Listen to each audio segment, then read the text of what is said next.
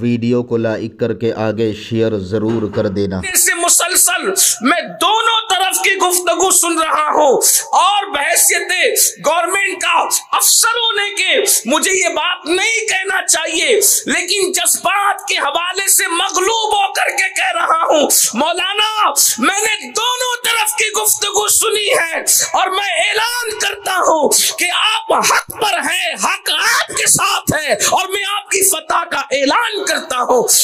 अंदाजा फरमाए, ऐसे खतीब थे, ऐसी खिताबत का अंदाज जानते थे और मुहद्दिस अपने जमाने के ऐसे कि अल्लाह अकबर, जलसों में शिरकत के बावजूद, इदारे की मसरूफियत के बावजूद, सारे कामों के करने के बावजूद बुखारी शरीफ की 2 जिल्दें अपने तलबा को मुकम्मल दौरे के तलबा को पढ़ा दिया करते थे, बल्कि रजब आने तक के आप जो है वो पूरी बुखारी शरीफ खत्म करवा दिया करते थे।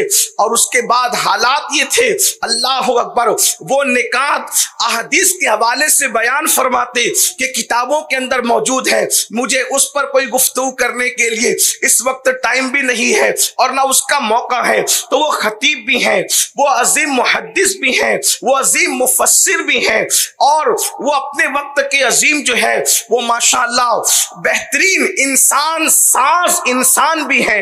हुजूर हाफिज़ मिल्लत हमारी जमात की उस शख्सियत का नाम है जिसने अच्छे इंसान पैदा किए, अच्छी इमारत भी कौम को अता की और अच्छे इंसान भी दिए।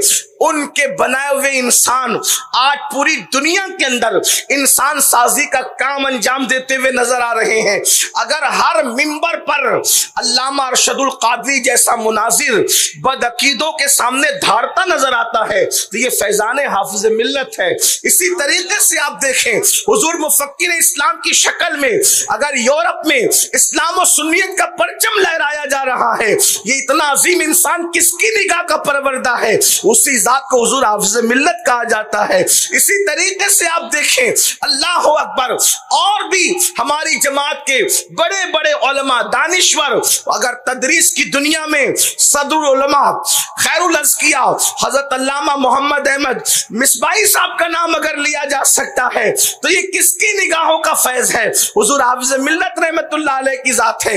बल्कि अगर दयानत के साथ ये बात कही जाए, आज पूरी दुनिया के अंदर, बल्कि खास तौर पर बर्रे सगीर के हवाले से अगर काम हो रहा है तो आप इसको महसूस कर सकते हैं, या वो डायरेक्ट हाफिज मिल्लत के शागिर्द हैं या हाफिज मिल्लत के शागिर्दों के शागिर्द हैं, और अब तीसरी जनरेशन है, या हाफिज मिल्लत के शागिर्द के शागिर्द के शागिर्द हैं और वो काम करते हुए नजर आ रहे हैं। इस एतबार से हम कह सकते हैं कि हुजूर हाफिज मिल्लत एक शख्सियत का नाम नहीं, एक हस्ती का नाम नहीं, एक इंसान का नाम नहीं, हाफिज मिल्लत एक अजीम अंजुमन का नाम है जिन्होंने एक इनकलाबी कारनामा अंजाम दिया है। वरना आप देखें, मुबारकपुर के अंदर अशरफिया से पहले अल्लाह अकबर हिंदुस्तान में अहले सुन्नत के इदारे मौजूद थे, लेकिन जो नए अंदाज से हुजूर हाफिज मिल्लत रहमतुल्लाहि ताला अलैह ने अहले सुन्नत को मनहज अता फरमाया है, आप इसका तसव्वुर नहीं देख सकते। हुजूर हाफिज मिल्लत रहमतुल्लाहि ताला अलैह उस हस्ती का नाम है, अगर आज भी हम उनको आइडियल बना करके काम करें तो हम भी एक इनकलाबी कारनामा अंजाम दे सकते हैं। बड़ी माजरत के साथ इंसान के 2-4 मानने वाले हो जाए तो फौरी तौर पर इंसान अपना मफाद तलाश करता है और अपने जाती मफाद को ऊपर करके कौमी मफाद को वो कुर्बान करने की कोशिश करता है।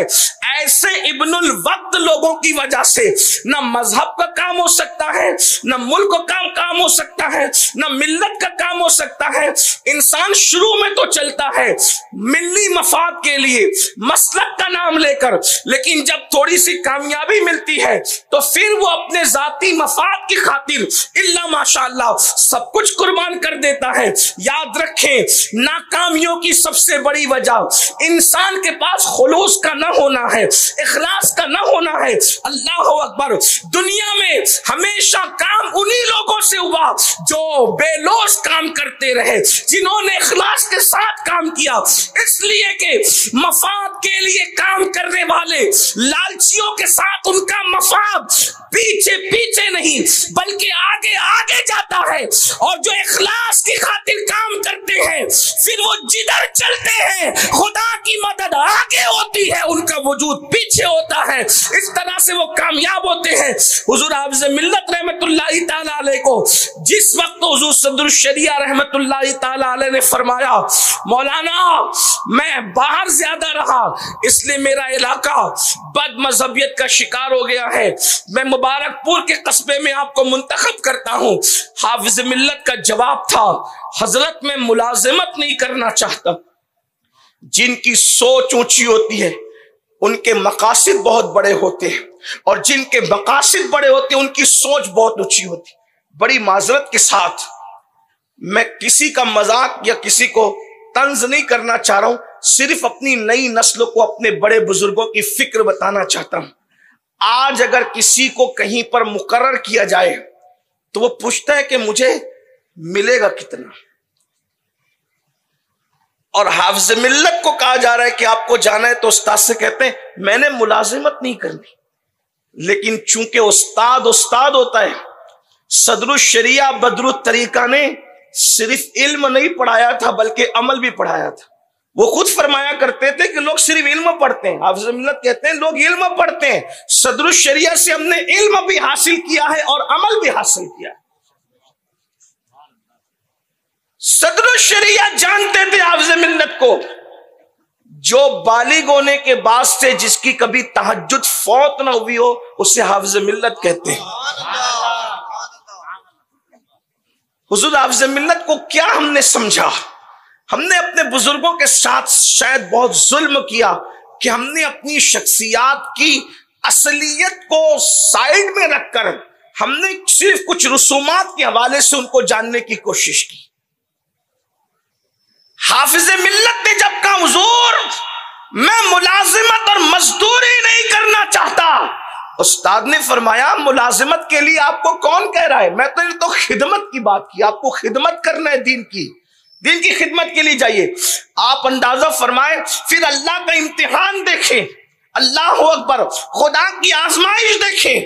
इधर मुबारकपुर 35 रुपये के नजराने पर हाफिज मिल्लत मुबारकपुर की तरफ जा रहे हैं, और जाने से पहले एक इलाका है वहां से 100 रुपए के लिए कहा जा रहा है कि वहां 100 मिलेंगे, और दूसरे इलाके के हवाले से कहा गया वहां 500 मिलेंगे।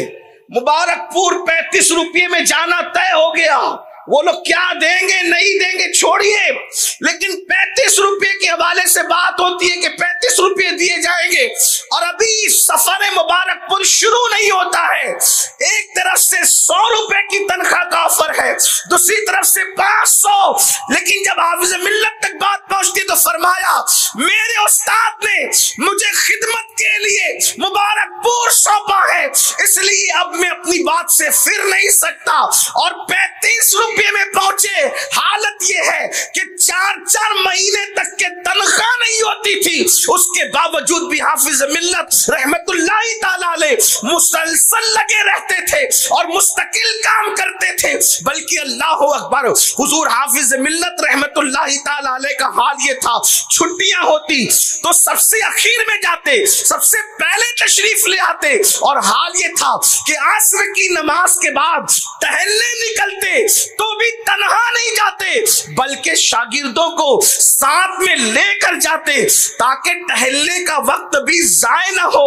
और टहलते हुए शागिर्द सवालात करते रहते, जवाब पाते रहते, और इस तरीके से इल्मी इस्तिफादा का मामला भी चलता रहता और अपना काम भी चलता रहता। हुजूर हाफिज मिल्लत रहमतुल्लाहि ताला अलैह एक इंसानियत साज शख्सियत है, सुन्नियों में एक इनकलाबी शख्सियत है। अल्लाह अकबर, आपने इदारा कायम फरमाया और कई इदारे कायम फरमाए और बेहतरीन इंसान मिसबाहजान की शक्ल में अता फरमाया। और हुजूर हाफिज मिल्लत रहमतुल्लाहि ताला अलैह फरमाया करते थे कि अल्लाह अकबर, मसलक के हवाले से इंतशार जब उनकी कानों तक पहुंचता तो वो बेचैन हो जाते, तड़प जाते, बेकरार हो जाते। आपकी जिंदगी का बेहतरीन पहलू ये है कि आप वक्त का सही इस्तेमाल करने की तलकीन फरमाते। आप काम के हवाले से बहुत लोगों को उभारते हैं, आप नसीहतें भी बड़ी खूबसूरत फरमाते हैं। हुजूर हाफिज मिल्लत रहमतुल्लाह ताला अलैह चूंकि एक इंसान साज शख्सियत थे, तो आपकी जिंदगी के अंदर जो मलफूजात हैं, आपकी जबान से जो निकले हुए अल्फाज हैं, आपकी जबान से जो निकले हुए हिकमत भरे जुमले हैं, वो जिंदगी में इनकलाब पैदा करने वाले हैं। मिसाल के तौर पर आइए, एक मर्तबा का वाकया है कि हुजूर हाफिज मिल्लत रहमतुल्लाह ताला अलैह एक जलसे में तशरीफ ले गए। आमतौर पे जलसों में हम लोग भी जाते हैं, आप लोग भी जाते हैं। कभी कभी ऐसा होता है कि माइक बिगड़ जाता है, और जब माइक बिगड़ता है तो अक्सर मुकर्रिर लोग हो, नातखा लोग हो, नाजिम लोग हो, अहले मिंबर हो या मजलिस के लोग हो, क्योंकि जब बात बहुत खूबसूरत चल रही होती है और जब माइक बिगड़ता है तो खलल वाक़ होता है, तो सबका टारगेट माइक वाला भैया हो जाता है, क्योंकि ची की आवाज आई, वो आई, सब एतराज करते, उसको घूर के देखने लगते हैं। लेकिन आइए, हाफिज मिल्लत का अंदाज क्या था, अल्लाह अकबर। जैसे ही माइक खराब हुआ, लोगों ने, मिंबर वालों ने और जमीन वालों ने माइक वाले को घूरना शुरू किया। तो हाफिज मिल्लत ने कितना प्यारा जुमला फरमाया, इरशाद फरमाते हैं, अरे माइक बिगड़ा है, इसमें माइक वाले का क्या कसूर है? माइक मशीन है, मशीन बिगड़ी तो इंसान का क्या कसूर है? और फिर एक तारीखी जुमला फरमाते, फरमाया मशीन बिगड़ने से उतना नुकसान नहीं होता जितना इंसान के बिगड़ने से नुकसान होता है। अल्लाह अकबर। अंदाजा करें क्यों? अब उसकी तशरीह आप थोड़ा सा समझे। एक मशीन बिगड़ती है, वो मशीन दूसरी मशीन को नहीं बिगाड़ सकती, मगर एक इंसान बिगड़ता है, वो पूरी कौम को बिगाड़ देता है। मशीन बिगड़े तो उतना नुकसान नहीं होता जितना इंसान के बिगड़ने से नुकसान होता। हुजूर हाफिज मिल्लत का अंदाज देखें, हम मशीनों के बिगड़ने पे नाराज हैं, हाफिज मिल्लत इंसानों के बिगड़ने की बात। आप देखें तो सही, बिगड़ा हुआ इंसान बिगड़ी हुई मशीन को घूर के देख रहा है। अंदाजा तो फरमाए, अंदाजा तो फरमाए, मशीन के बिगड़ने पे हमको इतना गुस्सा है, हमारे बिगड़ने पे कुदरत कितनी नाराज होगी। आप अंदाजा करें, हम जो बिगड़ गए, हमारे अफकार जो बिगड़ गए, हमारे नजरियात जो बिगड़ गए। हुजूर हाफिज मिल्लत ने, चूंकि जब बंदा अल्लाह की रजा के लिए जीता है तो अल्लाह उसकी जबान पर हिकमत वाले जुमले जारी कर देता है। हाफिज मिल्लत फरमाया करते थे, कम खाओ बदन सलामत रहेगा। वो बेहतरीन हकीम भी थे, बल्कि हकीम इब्ने हकीम थे, हिकमत जानते थे, बल्कि उनकी शुरुआत ही हुई हिकमत सीखने से। जो उनकी जिंदगी के बारे में मैं समझता हूं कि मुझसे ज्यादा अहले मिंबर हाफिज मिल्लत के बारे में जानते हैं। कुछ लोगों ने उनकी जियारत भी की होगी, और उनकी जियारत करने वालों की जियारत तो आपने, हमने सभी की है। लेकिन तवज्जो करें, हुजूर हाफिज मिल्लत की शख्सियत को मैंने नहीं देखा, लेकिन मैं मुजाहिद मिल्लत, मुफ्ती आजम और हाफिज मिल्लत को टूट कर चाहता हूं। उसकी वजह यह है कि मैंने हाफिज मिल्लत के, मुजाहिद मिल्लत के, मुफ्ती आजम के शागिर्दों को, मुरीद को और परवरदों को देखा, तो मैं इस नतीजे पे पहुंचा कि जिन लोगों को उन लोगों ने बनाया वो इतने अच्छे हैं, तो वो लोग कितने अच्छे हैं। हम लोग देखते हैं, हुजूर मुफक्किर इस्लाम को देखते हैं, हुजूर रईसुल मुफस्सिरीन को देखते हैं, इन जैसे हुजूर सदरुल उलमा को देखते हैं, इन जैसे लोगों को हम देखते हैं, अल्लामा अरशदुल कादरी को हमने देखा है, तो मुफ्ती शरीफुल गमजदी रहमतुल्लाह अलैह को देखा है। तो इन लोग का इल्म, इनका तकवा, इनकी परहेजगारी, तो जब एहसास होता है कि या अल्लाह ये लोग इतने अच्छे हैं, तो वो लोग जिन्होंने इनको सजाया है, संवारा है, नोक पलक दुरुस्त किए, वो कितने अच्छे होंगे। तो बिन देखे उन लोगों के लिए अकीदतें जो दिल में पैदा होती है। तो हाफिज मिल्लत हकीम भी थे, फरमाते हैं कम खाओ बदन के लिए अच्छा है। सेहत कम खाने में, कम खाओगे बदन अच्छा रहेगा। सुभान अल्लाह। लेकिन तवज्जो करें, आज हमारा हाल क्या है। शायद हम ये सोचते हैं कि जितना ज्यादा खाएंगे उतना सेहतमंद रहेंगे, हालांकि बुजुर्ग लोग फरमा रहे कम खाओगे तो बदन सलामत रहेगा। बदन की सलामती कम खाने में है, और फरमाते हैं रूह की सलामती गुनाह छोड़ देने में। अगर बदन सलामत रखना है कम खाओ, रूह सलामत रखना है गुनाह छोड़ दो। बदन की सलामती कम खाने में, रूह की सलामती गुनाह छोड़ने में, और दीन की सलामती कसरत से दुरूद शरीफ पढ़ने में है। गुनाह छोड़ो, रूह सलामत रहेगी, और कसरत से दुरूद पढ़ोगे तो इंशाअल्लाह तबारक व तआला आपका दीन सलामत रहेगा। कितने मुख्तसर से अल्फाज हैं, और इन मुख्तसर से अल्फाज में हुजूर हाफिज मिल्लत रहमतुल्लाहि ताला अलैह ने कितनी बड़ी बात फरमा दी है, कितनी अजीम बात फरमा दी है। चूंकि वक्त खत्म हो रहा है, इसलिए मैं हुजूर हाफिज मिल्लत रहमतुल्लाह अलैह का एक आखिरी मलफूज पढ़ करके अपनी गुफ्तगू। वीडियो अगर अच्छा लगा हो तो लाइक करके आगे शेयर ज़रूर कर देना। अल्लाह रब्बुल इज़्ज़त इसका सिला, इसका सवाब आपको ज़रूर अता फ़रमाएगा, और अपने दोस्तों से इस चैनल को ज़रूर सब्सक्राइब कराइएगा ताकि वो लोग भी जो है दीनी मालूमात हासिल कर सकें। अल्लाह हाफिज़। अस्सलामु अलैकुम व रहमतुल्लाहि तआला व बरकातुहू।